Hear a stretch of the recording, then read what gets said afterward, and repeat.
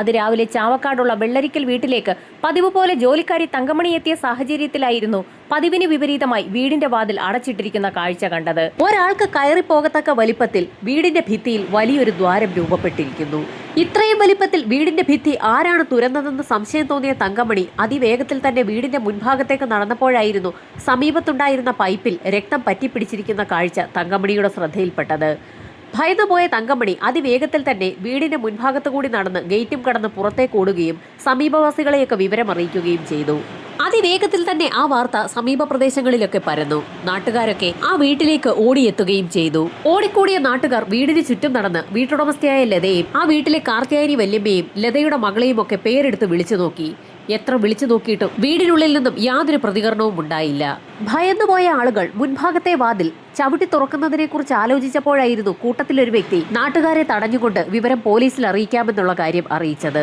അയാളുടെ ഇടപെടൽ ഫലം ചെയ്തു എന്ന് തന്നെ പറയാം. കൂട്ടത്തിലുള്ള ഒരു വ്യക്തി സമീപത്തുള്ള സ്റ്റേഷനിൽ വിളിച്ച് ചാവക്കാടുള്ള വീട്ടിൽ അസ്വാഭാവികമായ ചില സംഭവങ്ങൾ ഉണ്ടായി എന്നുള്ള കാര്യം ധരിപ്പിക്കുകയും ചെയ്തു. വിവരമറിഞ്ഞ പോലീസ് സംഘം ഉടൻ തന്നെ അവിടേക്ക് പുറപ്പെടുകയും ചെയ്തു. സംഭവസ്ഥലത്തെത്തിയ പോലീസുകാരുടെ ശ്രദ്ധ ആദ്യം പിടിച്ചുപറ്റിയത് വീടിന്റെ ചുമരിൽ രൂപപ്പെട്ടിട്ടുള്ള ആ ദ്വാരത്തിലേക്കാണ്. ആ ദ്വാരത്തിനുള്ളിലേക്ക് നോക്കിയ സമയത്ത് ആ വീട്ടിലേക്കുള്ള ടെലിഫോൺ കേബിൾ കട്ട് ചെയ്തിരിക്കുന്ന നിലയിലാണെന്നുള്ളത് പോലീസിന് വ്യക്തമായി. വീടിനുള്ളിലേക്കുള്ള ടെലിഫോൺ കേബിൾ കട്ട് ചെയ്ത വ്യക്തിയോ വ്യക്തികളോ ആ വീട് തുറന്ന് അകത്തേക്ക് കയറിയിരിക്കുകയാണ്. ആ വീടിനുള്ളിൽ എന്താണ് സംഭവിച്ചതെന്ന് മനസ്സിലാക്കുന്നതിന് വേണ്ടി നാട്ടുകാരുടെ കൂടി സഹായത്തോടെ പോലീസ് സംഘം വീടിന്റെ മുൻവശത്തെ വാതിൽ ഇടിച്ചു തുറന്നു. വാതിൽ ഇടിച്ചു തുറന്ന് അകത്തേക്ക് കയറിയ നാട്ടുകാരും പോലീസ് സംഘവും ഒന്നടങ്കം ഞെട്ടിപ്പോയി. വീടിനുള്ളിലെ പ്രധാന ഹാളിൽ സ്റ്റെയർകേസിന് സമീപത്തായി ആ വീട്ടിലെ ഗൃഹനാഥയായ ലത രക്തത്തിൽ കുളിച്ചു കിടക്കുകയാണ്. ലതയുടെ ശരീരത്തിൽ നിന്നും രക്തമൊഴുകി പ്രധാന ഹാളിലൂടെ അടുക്കള ഭാഗത്തെ ഓവുചാൽ വഴി വീടിന് പുറത്തേക്ക് എത്തിയതുകൊണ്ടാണ് വീടിന് പുറത്തെ പൈപ്പിന് സമീപത്തായി രക്തം വീണ് കിടക്കുന്ന കാഴ്ച ജോലിക്കാരി തങ്കമണി കണ്ടത്. ലതയുടെ അവസ്ഥ കണ്ട പോലീസുകാർ ആ വീട്ടിലുള്ള മറ്റുള്ള മുറികൾ കൂടി പരിശോധിച്ചു നോക്കി. അപ്പോഴായിരുന്നു ആ വീടിനുള്ളിലെ വടക്ക് ഭാഗത്തുള്ള മുറിയിൽ വീട്ടിലെ മുതിർന്ന സ്ത്രീയായ കാർത്തിയായനി മുറിവേറ്റ് കിടക്കുന്ന കാഴ്ച പോലീസുകാരുടെ ശ്രദ്ധയിൽപ്പെട്ടത്. കാർത്തിയായനി വല്യമ്മയുടെ അടുത്തേക്ക് എത്തിയ സമയത്ത് ആ സ്ത്രീക്ക് ജീവനുണ്ടെന്ന് പോലീസ് സംഘത്തിന് വ്യക്തമായി. ഉടൻ തന്നെ അവരെ ഹോസ്പിറ്റലിലേക്ക് ഷിഫ്റ്റ് ചെയ്യുന്നതിനുള്ള നടപടിക്രമങ്ങളും ഒരു കൂട്ടം പോലീസുകാർ നടത്തുകയും ചെയ്തു. ഇതേസമയം തന്നെ മറ്റൊരു സംഘം പോലീസുകാർ SIയുടെ നിർദ്ദേശപ്രകാരം പടിക്കെട്ടിലൂടെ മുകളിലത്തെ നിലയിലേക്ക് കയറി. ലതയുടെ ഭർത്താവും മകളുമാണ് ഇനി ആ വീട്ടിൽ ബാക്കിയുള്ളത്. മുകളിലത്തെ നിലയിലെത്തിയ പോലീസുകാർ നടുക്കുന്ന ഒരു കാഴ്ചയാണ് കണ്ടത്. മുകളിലത്തെ മുറിയിൽ ലതയുടെ ഭർത്താവും മകളും രക്തത്തിൽ കുളിച്ചു കിടക്കുകയാണ്. ലതയുടെ ഭർത്താവ് രാമചന്ദ്രന്റെയും മകൾ ചിത്രയുടെയും തലയിൽ ശക്തിയേറിയ എന്തോ ആയുധം ഉപയോഗിച്ച് അടിച്ചതിന്റെ എല്ലാ ലക്ഷണങ്ങളുമുണ്ട്. പാര പോലെയുള്ള ആയുധം ഉപയോഗിച്ചാകാം അവരുടെ തല അടിച്ച് ചിതറിച്ചിരിക്കുന്നതെന്ന് പോലീസിന് വ്യക്തമായി. ആ വീട്ടിലുള്ള 4 പേരിൽ 3 പേരും അതിക്രൂരമായി കൊല്ലപ്പെട്ടിരിക്കുകയാണ്.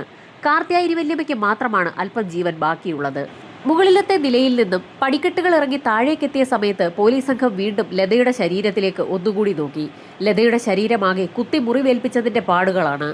ലതയുടെ ശരീരത്തിൽ നിന്നും ഇപ്പോഴും രക്തം ഒലിച്ചിറങ്ങിക്കൊണ്ടിരിക്കുകയാണ്. അതിൽ നിന്നും കൊലപാതകങ്ങൾ നടന്നിട്ട് അധിക സമയമായിട്ടില്ല എന്നുള്ള കാര്യം പോലീസിന് വ്യക്തമായി.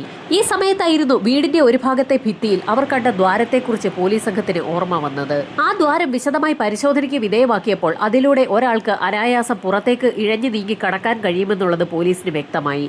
ഈ സമയത്തായിരുന്നു ആ മുറിക്കുള്ളിലെ ലൈറ്റ് പോലീസുകാർ ഓണാക്കിയത്. ലൈറ്റ് ഓണാക്കിയതും പോലീസുകാർ നടുങ്ങിപ്പോയി. ആ മുറിക്കുള്ളിലെ ഭിത്തിയിലാകെ എന്തൊക്കെയോ കുത്തിക്കുറിച്ചിരിക്കുകയാണ്. ഈ സമയത്തായിരുന്നു പ്രധാന ഹാളിന്റെ ഒരു ഭാഗത്ത് അടച്ചിട്ട നിലയിലുള്ള ഒരു മുറി പോലീസുകാരുടെ ശ്രദ്ധയിൽപ്പെട്ടത്. ആ മുറിയുടെ വാതിലൊന്ന് ആഞ്ഞു തള്ളിയപ്പോൾ അത് അകത്തേക്ക് തുറക്കപ്പെട്ടു. അകത്തേക്ക് നോക്കിയ പോലീസുകാർ ഞെട്ടിക്കുന്ന മറ്റൊരു കാഴ്ച ആ മുറിയിൽ കാണുകയാണ്. ആ മുറിയിലെ കട്ടിലിൽ ഏതോ ഒരു വ്യക്തി കിടക്കുകയാണ്. ആ വ്യക്തിയുടെ കയ്യിൽ നിന്നും രക്തം ഇറ്റിറ്റ് വീഴുന്നുണ്ട്. ആ മുറിക്കുള്ളിലെ ലൈറ്റിട്ട പോലീസ് സംഘം ആ വ്യക്തിയെ മറിച്ചിട്ട് നോക്കി. അയാളെ കണ്ട പോലീസുകാർ ആകെ നടുങ്ങിപ്പോയി.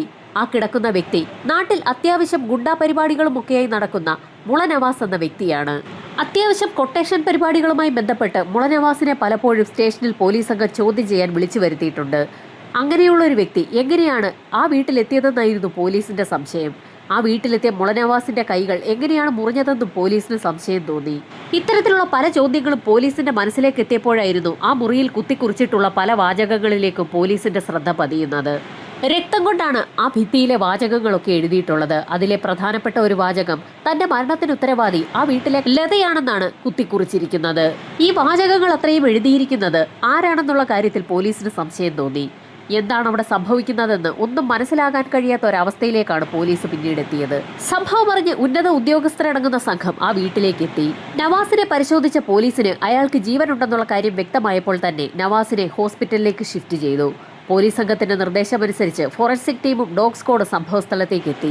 SI അടങ്ങുന്ന സംഘം ഉന്നത ഉദ്യോഗസ്ഥരുമായി ചേർന്ന് തുടർ നടപടികളെക്കുറിച്ച് ആലോചിക്കുന്നതിനിടയിലായിരുന്നു ഹോസ്പിറ്റലിൽ നിന്നും പോലീസുകാരെ തേടി ഒരു ഫോൺ കോൾ എത്തിയത്. അതീവ ഗുരുതരാവസ്ഥയിൽ ഹോസ്പിറ്റലിലേക്ക് നാട്ടുകാർ ചേർന്ന് ഷിഫ്റ്റ് ചെയ്ത കാർത്തിയാനി വല്യമ്മയുടെ മരണം സംഭവിച്ചിരിക്കുകയാണ്. അവരെ രക്ഷപ്പെടുത്താൻ ഹോസ്പിറ്റൽ അധികാരികൾക്ക് കഴിഞ്ഞിട്ടില്ല. ആ വീട്ടിലുള്ള കൊല്ലപ്പെട്ട 4 പേരെ കൂടാതെ മുള നവാസ് എന്നൊരു ഗുണ്ടയെ കൂടി ഇപ്പോൾ പോലീസുകാർ ആ വീട്ടിൽ നിന്ന് തന്നെ കണ്ടെത്തി ഹോസ്പിറ്റലിലാക്കിയിരിക്കുകയാണ്. മറ്റുള്ളവരുടെ ശരീരത്തിലുള്ള മുറിവുകളെ അപേക്ഷിച്ച് മുള നവാസിന്റെ ശരീരത്തിൽ മുറിവുകൾ താരതമ്യേന കുറവാണ്. നവാസ് കിടന്നിരുന്ന മുറിയിലും അതുപോലെ തന്നെ തുരങ്കമുണ്ടാക്കിയിട്ടുള്ള മുറിയിലെ ഭിത്തിയിലും ധാരാളം കാര്യങ്ങൾ എഴുതി വെച്ചിട്ടുണ്ട്. ആ വീട്ടിലെ വ്യക്തികളെക്കുറിച്ചും അവരുടെ കൊലപാതകങ്ങളെക്കുറിച്ചുമൊക്കെയാണ് ഭിത്തിയിൽ എഴുതിയിട്ടുള്ളത്. ആ കാര്യങ്ങളിൽ എത്രത്തോളം വാസ്തവമുണ്ടെന്നറിയണമെങ്കിൽ ആശുപത്രിയിൽ അഡ്മിറ്റായിട്ടുള്ള മുള നവാസിന് ബോധം വീഴണം. സംഭവം നടന്ന വീടിനുള്ളിൽ ഇൻക്വസ്റ്റ് നടപടികൾ പുരോഗമിക്കുന്ന സാഹചര്യത്തിൽ SI ഉൾപ്പെടുന്ന സംഘം പരിസരവാസികളെയൊക്കെ ചോദ്യം ചെയ്യൽ ആരംഭിച്ചു. കൊല്ലപ്പെട്ട 4 പേർ മാത്രമാണ് ആ വീട്ടിലെ താമസക്കാർ. അപ്പോൾ അവിടെ കണ്ട അഞ്ചാമനെക്കുറിച്ച് എന്താണ് പറയാനുള്ളതെന്ന് പോലീസ് സംഘം നാട്ടുകാരോട് ചോദിച്ചു.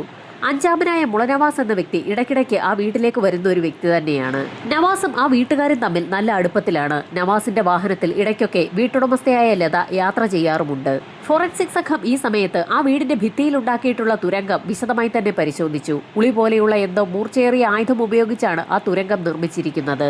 ആ വീട്ടിൽ 4 പേർ താമസിക്കുന്ന സമയത്ത് തന്നെ ഭിത്തിയിൽ അത്തരത്തിൽ വലിയൊരു തുരങ്കമുണ്ടാക്കിയ വ്യക്തി ആരായാലും വളരെ മിടുക്കൻ തന്നെയാണെന്ന് പോലീസ് സംഘത്തിന് വ്യക്തമായി. ആ വീട്ടിൽ ഏതെങ്കിലും തരത്തിലുള്ള മോഷണം നടന്നിട്ടുണ്ടോ എന്നുകൂടി പോലീസ് സംഘം വിശദമായി പരിശോധിച്ചു. തിരുട്ട് ഗ്രാമങ്ങളിൽ നിന്നെത്തുന്ന വ്യക്തികൾ വീടുകൾ ഇതേ രീതിയിൽ തുരന്ന് അകത്ത് കയറി ആളുകളെ കൊലപ്പെടുത്തിയ ശേഷം കവർച്ച നടത്തുന്നത് പതിവായതുകൊണ്ട് തന്നെ അത്തരത്തിൽ എന്തെങ്കിലും നടന്നിട്ടുണ്ടോ എന്ന് പോലീസ് സംഘം അന്വേഷണം ആരംഭിച്ചു. എന്നാൽ വീടിനുള്ളിലുള്ള മേശവലിപ്പുകളോ അലമാരകളോ ഒന്നും തന്നെ തുറന്നിട്ടില്ല. അതുകൊണ്ട് തന്നെ അവിടെ ഒരു കവർച്ച നടന്നതിന്റെ യാതൊരു ലക്ഷണവും കണ്ടെത്താൻ പോലീസ് സംഘത്തിന് കഴിഞ്ഞില്ല.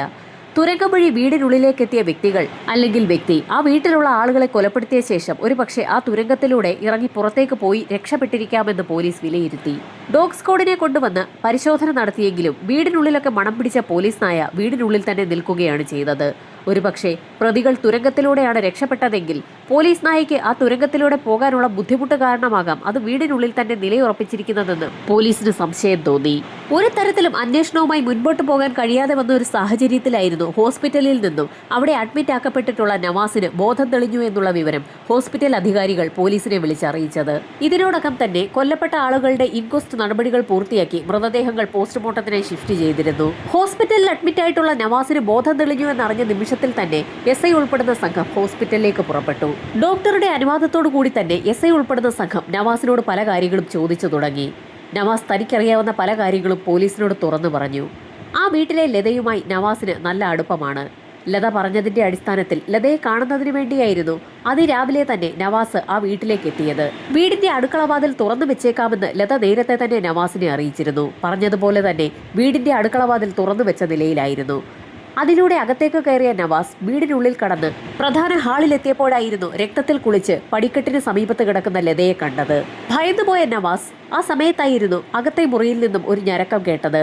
ആ മുറിയിലേക്ക് ഓടിയെത്തിയ സമയത്ത് അവിടെ കാർത്തിയാനി വല്യമ്മ ബോധരഹിതയെ കിടക്കുന്ന കാഴ്ചയാണ് നവാസ് കണ്ടത്. ആ വീട്ടിലുള്ള മറ്റ് 2 അംഗങ്ങളായ രാമചന്ദ്രനും മകളും അവിടെ ഉണ്ടോ എന്ന് നോക്കുന്നതിന് വേണ്ടി മുകളിലത്തെ നിലയിലെത്തിയപ്പോഴായിരുന്നു അച്ഛനും മകളും തല ചിതറി രക്തത്തിൽ കുളിച്ച് ആ മുറിയിൽ കിടക്കുന്ന കാഴ്ച നവാസ് കണ്ടത്. എന്ത് ചെയ്യണമെന്നറിയാതെ സമീപത്തുണ്ടായിരുന്ന മുറിയിലേക്ക് നവാസ് കയറുകയും തന്റെ കയ്യിലെ ഞരമ്പ് മുറിച്ച് ആത്മഹത്യയ്ക്ക് ശ്രമിക്കുകയും ചെയ്തു. ഇത്രയും കാര്യങ്ങൾ മാത്രമാണ് തനിക്ക് ഓർമ്മയുള്ളതെന്ന് നവാസ് പോലീസിനോട് പറഞ്ഞു. ഇത്രയും കേട്ട പോലീസ് സംഘം എന്തിനാണ് ലതയുടെ വീട്ടിലേക്ക് നവാസ് എത്തിയതെന്ന് അയാളോട് ചോദിച്ചു. തന്റെ പേരിൽ ചില കേസുകളുണ്ടെന്നും ഒളിവിൽ താമസിക്കുന്നതിന് ലത സഹായം ചെയ്യാമെന്ന് പറഞ്ഞിരുന്നുവെന്നും അതുകൊണ്ടാണ് ലതയുടെ വീട്ടിലേക്ക് താൻ എത്തിയതെന്നുമായിരുന്നു നവാസിന്റെ മറുപടി. നവാസുമായി ബന്ധപ്പെട്ട് ആ സമയത്ത് ഒരു കള്ളനോട്ട് കേസ് നിലവിലുണ്ടായിരുന്നു.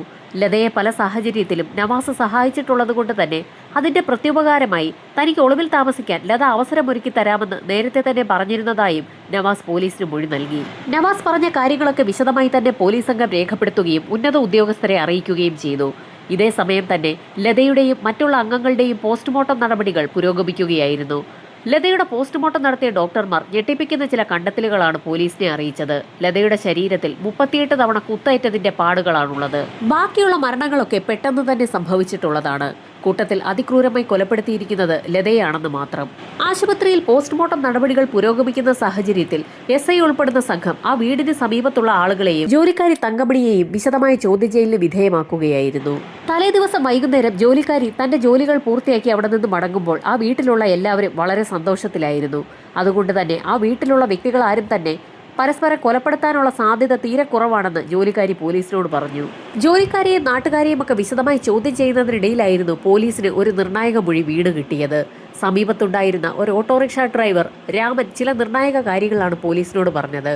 ഗുരുവായൂരിൽ നിന്നും നവാസിനെ സംഭവം നടന്ന ദിവസം രാത്രിയിൽ ലതയുടെ വീടിന്റെ പരിസരത്ത് നിന്നും 100 മീറ്റർ അകലെയുള്ള ഒരു സ്ഥലത്ത് തന്റെ ഓട്ടോയിൽ നിന്നും ഇറക്കി വിട്ടു എന്നുള്ളതാണ് രാമൻ എന്ന ഡ്രൈവർ പോലീസിന് മൊഴി നൽകിയത്. രാത്രി ഏകദേശം 10 മണിയോടുകൂടിയാണ് തന്റെ ഓട്ടോയിൽ നിന്നും നവാസിനെ അവിടെ ഇറക്കി വിട്ടതെന്ന് ഓട്ടോ ഡ്രൈവർ പറഞ്ഞതോടെ പോലീസ് സംഘത്തിന് ആകെ അമ്പരപ്പായി. അവിടെ നിന്നും കഥയാകെ മാറി മറിയുകയാണ്. നവാസിന്റെ മൊഴി അനുസരിച്ച് അയാൾ അതിരാവിലെയാണ് ലതയുടെ വീട്ടിലേക്ക് എത്തിയിരിക്കുന്നത്. പോസ്റ്റ്മോർട്ടം റിപ്പോർട്ട് അനുസരിച്ച് എല്ലാ കൊലപാതകങ്ങളും രാവിലെയാണ് നടന്നിരിക്കുന്നത്. എന്നാൽ ഓട്ടോക്കാരൻ പറയുന്നത് രാത്രി 10 മണിയോടുകൂടി നവാസിനെ ലതയുടെ വീടിന്റെ പരിസരത്ത് ഇറക്കി വിട്ടു എന്നാണ്.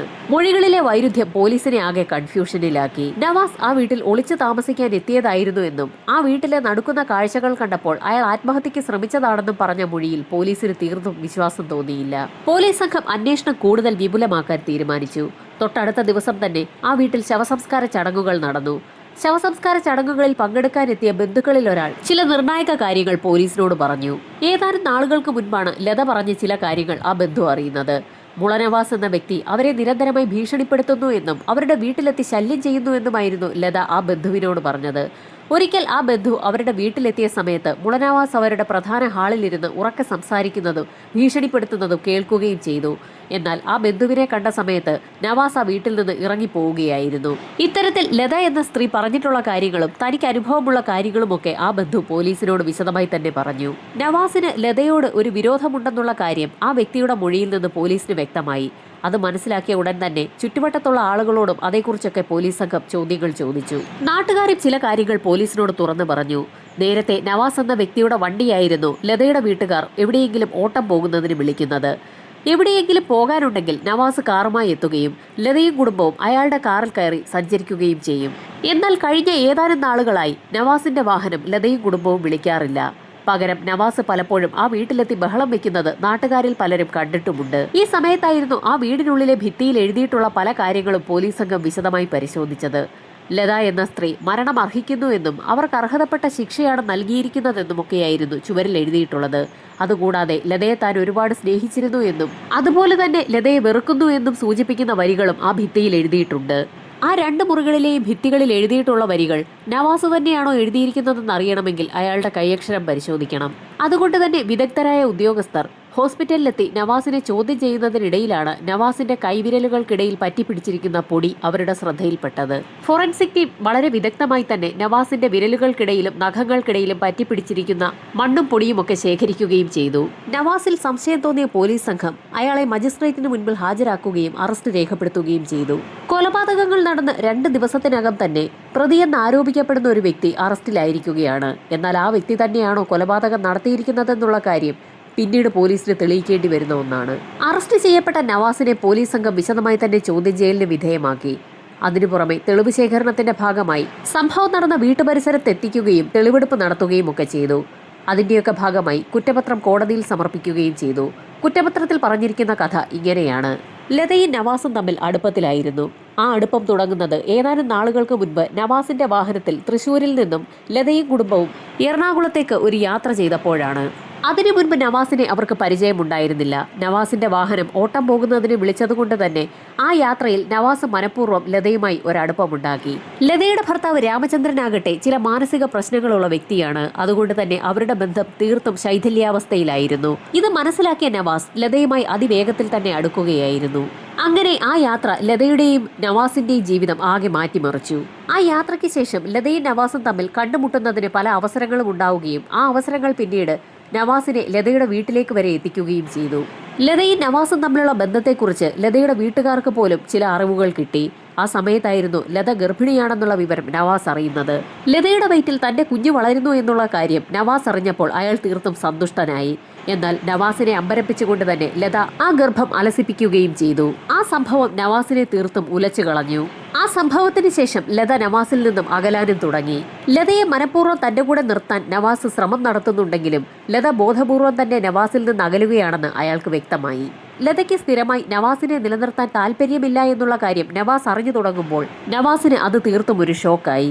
നവാസിനെ തനിക്കിനി താല്പര്യമില്ല എന്ന തരത്തിൽ ലത സംസാരിച്ചതോടുകൂടി നവാസിന് ലതയോട് ദേഷ്യമായി. താല്പര്യമുള്ള സമയത്ത് മാത്രം ലത തന്നെ ഉപയോഗിച്ച ശേഷം തീർത്തും ഒഴിവാക്കിയിരിക്കുകയാണെന്ന് മനസ്സിലാക്കിയ നിമിഷം മുതൽ തന്നെ നവാസിന് ലതയോട് വൈരാഗ്യം തോന്നി തുടങ്ങി. അങ്ങനെ ലതയെ അവസാനിപ്പിക്കാൻ തന്നെ നവാസ് തീരുമാനിച്ചു. ലതയെ അവസാനിപ്പിക്കാൻ നവാസ് തീരുമാനിക്കുന്ന സമയത്ത് പോലും കള്ളനോട്ട് കേസിൽ നവാസ് ഒളിവിൽ കഴിയുന്ന സമയമാണ്. എന്നാൽ ഈ സമയത്ത് പോലും നവാസിന്റെ ചിന്ത മുഴുവൻ ലതയെക്കുറിച്ചായിരുന്നു. നവാസ് വിളിക്കുന്ന കോളുകളൊന്നും തന്നെ ലത അറ്റൻഡ് ചെയ്യാതെയായി. നവാസിനെ വീട്ടിലേക്കും കയറ്റാതെയായി. അങ്ങനെയാണ് നവാസ് ആ തീരുമാനമെടുക്കുന്നതും സംഭവം നടന്ന ദിവസം രാത്രിയിൽ ഗുരുവായൂരിൽ നിന്നും ചാവക്കാട്ടേക്ക് ഓട്ടോയിൽ വരുന്നതും. ലതയുടെ വീടിന് സമീപത്ത് ഓട്ടോയിൽ നിന്നിറങ്ങിയ നവാസിന്റെ കൈവശം ഒരു സഞ്ചി ഉണ്ടായിരുന്നു. ആ സഞ്ചിയിൽ നിറയെ അയാളുടെ പണിസാധനങ്ങളുമായിരുന്നു. രാത്രിയിൽ എല്ലാവരും നല്ല ഉറക്കമായി എന്ന് മനസ്സിലാക്കിയ നവാസ് അവരുടെ വീടിന്റെ ഭിത്തി ഒരു ഭാഗത്തു നിന്നും തുരന്നു തുടങ്ങി. അങ്ങനെ തുരങ്കമുണ്ടാക്കി വീടിനുള്ളിലേക്ക് പ്രവേശിക്കുകയായിരുന്നു. ലതയും ഭർത്താവും മകളും മുകളിലത്തെ നിലയിലായതുകൊണ്ട് തന്നെ അവർ ശബ്ദമൊന്നും കേട്ടതുമില്ല. താഴത്തെ നിലയിൽ വടക്ക് ഭാഗത്തെ മുറിയിൽ ഉറങ്ങുകയായിരുന്ന കാർത്യായനി വല്യമ്മയും യാതൊരു വിധത്തിലുള്ള ശബ്ദവും കേട്ടില്ല. അങ്ങനെ വീടിനുള്ളിലേക്ക് പ്രവേശിച്ച നവാസ് അവിടെ ഒരു ഭാഗത്ത് തന്റെ കാത്തിരിപ്പ് തുടർന്നു. അങ്ങനെ കാത്തിരുന്നപ്പോഴാണ് നവാസിന്റെ മനസ്സിൽ ഒരാശയം തോന്നിയത്. ലതയെ കൊലപ്പെടുത്തിയതിനു ശേഷം ആത്മഹത്യ ചെയ്യാനായിരുന്നു നവാസിന്റെ തീരുമാനം. താൻ അത്തരത്തിൽ ആത്മഹത്യ ചെയ്തെങ്കിൽ തൊട്ടടുത്ത ദിവസം നേരം പുലരുന്ന സമയത്ത് തന്നെ നാട്ടുകാർ വിവരമറിയും. അങ്ങനെ നാട്ടുകാർ വിവരമറിയുമ്പോൾ ലതയെ എന്തിനാണ് താൻ കൊലപ്പെടുത്തിയതെന്ന് അവരറിയാതെ പോകും. അങ്ങനെ നാട്ടുകാരെയും പോലീസുകാരെയും ബോധിപ്പിക്കുന്നതിനു വേണ്ടിയായിരുന്നു നവാസ് ചുമരിൽ ലതയെക്കുറിച്ച് പല കാര്യങ്ങളും എഴുതി വെക്കാൻ തീരുമാനിച്ചത്. ലതയോടുള്ള തന്റെ അടുപ്പവും ലത എങ്ങനെയൊക്കെ തന്നെ സ്വാധീനിച്ചു എന്നുള്ള കാര്യവുമൊക്കെ നവാസ് ഭിത്തിയിൽ എഴുതി തുടങ്ങിയത്. തന്റെ മനസ്സിൽ തോന്നിയ കാര്യങ്ങളൊക്കെ നവാസ് ചുവരിൽ എഴുതിക്കൊണ്ടേയിരുന്നു. അങ്ങനെ നേരം പുലർന്ന് ഏകദേശം 6 മണിയോടടുപ്പിച്ച് ലത മുകളിലത്തെ മുറിയിൽ നിന്നും താഴേക്ക് ഇറങ്ങി വന്നു. താഴത്തെ ഹാളിൽ ലതയെ കാത്ത് സാക്ഷാൽ നവാസ് കാത്തു നിൽക്കുന്നുണ്ടായിരുന്നു. ലത പടിക്കെട്ടുകൾ ഇറങ്ങി താഴേക്ക് എത്തിയ സമയത്ത് തന്നെ അവിടെ പതുങ്ങി നിന്നിരുന്ന നവാസ് അതിവേഗത്തിൽ തന്നെ ലതയുടെ പുറത്തേക്ക് ചാടി വീഴുകയും അവരുടെ വായും മൂക്കും കൂടി പൊത്തിപ്പിടിച്ച ശേഷം തന്റെ കൈവശം കരുതിയിരുന്ന കത്തി ഉപയോഗിച്ച് ലതയുടെ ശരീരത്തിലേക്ക് ആഞ്ഞു കുത്തുകയും ചെയ്തു. കലിയൊടുങ്ങാത്ത നവാസ് ആ കത്തി ഉപയോഗിച്ച് തുടരെ ലതയുടെ ശരീരത്തിൽ ആഞ്ഞു കുത്തിക്കൊണ്ടേയിരുന്നു. ഏതാനും നിമിഷങ്ങൾക്കകം തന്നെ ലത നിശ്ചലയായി എന്നുള്ള കാര്യം നവാസിന് ബോധ്യമായി. തറയിലേക്ക് വീണ ലതയുടെ ശരീരത്തിലേക്ക് വീണ്ടും നവാസ് കത്തി ഉപയോഗിച്ച് ആഞ്ഞു കുത്തി. ലതയുടെ മരണം ഉറപ്പിച്ച നവാസ് തറയിൽ നിന്നും എഴുന്നേറ്റ സമയത്തായിരുന്നു നവാസിനെ തന്നെ നോക്കി അമ്പരന്ന് നിൽക്കുന്ന കാർത്യായനി വല്യമ്മയെ കണ്ടത്. അവരെ കണ്ട നിമിഷത്തിൽ തന്നെ കത്തിയുമായി നവാസ് കാർത്യായനി വല്യമ്മയുടെ അടുത്തേക്ക് പാഞ്ഞെടുക്കുകയും അവരെ കുത്തി വീഴ്ത്തുകയും ചെയ്തു. മുകളിലത്തെ മുറിയിലുണ്ടായിരുന്ന രാമചന്ദ്രനെയും മകൾ ചിത്രയെയും കുറിച്ച് അപ്പോഴാണ് നവാസ് ഓർത്തത്. അതിവേഗത്തിൽ തന്നെ മുകളിലത്തെ മുറിയിലേക്കെത്തിയ നവാസ് അവിടെയുണ്ടായിരുന്ന ഒരു പാര ഉപയോഗിച്ച് ആ 2 പേരുടെയും തല അടിച്ചു ചിതറിക്കുകയും ചെയ്തു. ഇത്രയും ചെയ്ത നവാസ് പടിക്കെട്ടുകൾ ഇറങ്ങി താഴെ ഹാളിന് സമീപത്തുള്ള മുറിയിലേക്ക് എത്തുകയും മുറിയുടെ വാതിലടച്ച ശേഷം കൈവശമുണ്ടായിരുന്ന കത്തി ഉപയോഗിച്ച് സ്വന്തം കൈത്തണ്ട മുറിക്കുകയും ചെയ്തു. താൻ ചെയ്ത കാര്യങ്ങളൊക്കെ ശരിയാണോ എന്ന് ആ സമയത്തായിരുന്നു നവാസിന് തോന്നലുണ്ടായത്. പിന്നീട് താൻ ചെയ്ത കാര്യങ്ങളും നേരത്തെ തനിക്ക് അനുഭവപ്പെട്ട കാര്യങ്ങളുമൊക്കെ ആ രക്തം ഉപയോഗിച്ച് ഭിത്തിയിലൊക്കെ നവാസ് കുത്തിക്കുറിക്കുകയും ചെയ്തു. ഏതാനും നിമിഷങ്ങൾക്കകം തന്നെ രക്തം വാർന്നൊലിച്ചുകൊണ്ടിരുന്ന നവാസിന്റെ ബോധം പോവുകയും ചെയ്തു. അങ്ങനെ ഏതാനും നിമിഷങ്ങൾക്കകമായിരുന്നു പതിവ് പോലെ ജോലിക്കാരി തങ്കമണി വീട്ടിലേക്ക് എത്തിയതും ബാക്കിയുള്ള സംഭവങ്ങളൊക്കെ ആ വീട്ടിൽ അരങ്ങേറിയതും. ജോലിക്കാരി എത്താൻ അല്പം കൂടി വൈകിയിരുന്നെങ്കിൽ നവാസും രക്തം വാർന്ന് അവിടെ കിടന്ന് മരിച്ചുപോയേനെ. കോടതിയിൽ വാദപ്രതിവാദങ്ങൾ നടന്നപ്പോൾ വധശിക്ഷയ്ക്ക് വിധിക്കേണ്ട കുറ്റകൃത്യങ്ങളാണ് നവാസ് ചെയ്തതെന്ന് പ്രോസിക്യൂഷൻ അതിശക്തമായി തന്നെ വാദിച്ചു. എന്നാൽ നവാസ് ആ വീട്ടിലെത്തിയപ്പോൾ അവിടെ മരിച്ചു കിടക്കുന്ന ലതയെയും അവരുടെ ബന്ധുക്കളെയുമാണ് കണ്ടതെന്നും ആ കാഴ്ച കണ്ട് സമനില തെറ്റിപ്പോയ നവാസ് ആ വീട്ടിൽ വെച്ച് ആത്മഹത്യക്ക് ശ്രമിച്ചതാണെന്നുമായിരുന്നു എതിർഭാഗം കോടതിയിൽ വാദിച്ചത്. ഡിഫൻസ് അവരുടെ വാദം തെളിയിക്കാൻ ശ്രമിക്കുന്ന സമയത്തായിരുന്നു ഫോറൻസിക് ടീമിന്റെ വിശദമായ രേഖപ്പെടുത്തലുകൾ കോടതിയിൽ ഹാജരാക്കപ്പെട്ടത്. ആ വീട്ടിൽ തുരങ്കം നിർമ്മിച്ചിരിക്കുന്നത് നവാസാണ്. നവാസിന്റെ നഖങ്ങൾക്കിടയിൽ നിന്നും ആ വീട്ടിലെ ഭിത്തിയിലെ മണ്ണ് പറ്റിപ്പിടിച്ചതിന്റെ അടയാളങ്ങൾ ഫോറൻസിക് സംഘം നേരത്തെ തന്നെ ശേഖരിച്ചതാണ്. ലതയുടെ വീട്ടിലെ ഭിത്തിയിൽ നിന്നുള്ള മണ്ണ് തന്നെയാണ് നവാസിന്റെ നഖങ്ങൾക്കിടയിൽ പറ്റിപ്പിടിച്ചിരിക്കുന്നത്. ആ വീടിനുള്ളിൽ നിന്നും ഫോറൻസിക് സംഘത്തിന് നവാസിന്റെ കൈവിരൽ അടയാളം പതിഞ്ഞ ഒരു കുപ്പിയും ലഭിച്ചിട്ടുണ്ട്. നവാസ് ആ വീട്ടിൽ നിന്നും വെള്ളം കുടിച്ചു എന്നതിന്റെ തെളിവാണ് ആ കുപ്പിയിലെ വിരലടയാളം. ആ 2 മുറികളിലെ ഭിത്തികളിലും എഴുതിയിരിക്കുന്നത് നവാസ് തന്നെയാണെന്ന് അയാളുടെ കൈയക്ഷരം വെച്ച് വിദഗ്ധർ തിരിച്ചറിഞ്ഞു കഴിഞ്ഞു. അതിന്റെ റിപ്പോർട്ടും പ്രോസിക്യൂഷൻ കോടതിയിൽ ഹാജരാക്കുകയും ചെയ്തു. വാദപ്രതിവാദങ്ങൾക്കൊടുവിൽ തൃശൂർ സെഷൻസ് കോടതി നവാസിന് വധശിക്ഷയാണ് വിധിച്ചത്. ആ വധശിക്ഷ ഹൈക്കോടതിയിലെത്തിയപ്പോൾ അത് 30 വർഷത്തെ ജീവപര്യന്തമായി മാറി. കേസ് ഇപ്പോൾ സുപ്രീം കോടതിയിൽ എത്തിയിരിക്കുകയാണ്. സുപ്രീം കോടതി 30 വർഷത്തെ ജീവപര്യന്തം 25 വർഷത്തെ ജീവപര്യന്തമാക്കി മാറ്റിയിരിക്കുകയാണ്. എന്നാൽ സുപ്രീം കോടതി അതിന്റെ കൂടെ ഒരു നിർണായക തീരുമാനം കൂടി പുറപ്പെടുവിച്ചിട്ടുണ്ട്. 25 വർഷത്തെ ശിക്ഷ പൂർത്തിയാക്കിയതിനു ശേഷം മാത്രമേ നവാസിന് പുറത്തിറങ്ങാൻ കഴിയൂ എന്നും അതിനു മുൻപ് നവാസിന് പരോൾ അനുവദിക്കുകയില്ല എന്നുമുള്ള ഉത്തരവാണ് സുപ്രീം കോടതി പുറപ്പെടുവിച്ചിട്ടുള്ളത്.